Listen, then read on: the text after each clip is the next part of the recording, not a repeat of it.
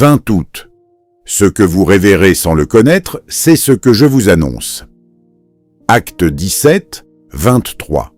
La méthode de l'apôtre est digne d'imitation.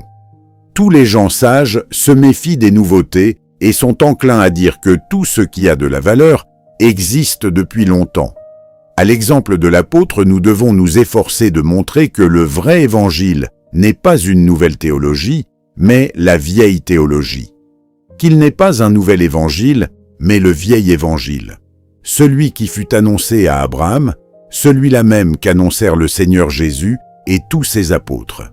Dans la proportion où nous montrons que les erreurs dominent de nos jours, erreurs qui eurent-elles leur origine dans les siècles des ténèbres, nous devons prouver que nous n'inventons pas une nouvelle théorie également erronée, mais qu'ayant écarté les erreurs des siècles des ténèbres, nous sommes retournés aux premiers principes, préceptes et enseignements de l'Évangile tel qu'il fut annoncé par le Seigneur et ses représentants autorisés, les apôtres. Il est peu de choses qui produisent, pour les serviteurs de Dieu, de plus grands résultats que le tact.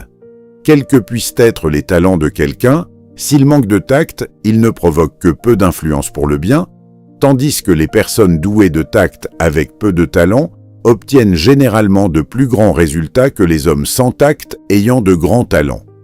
Paul nous apporte un exemple de beaucoup de tact joint à un grand talent.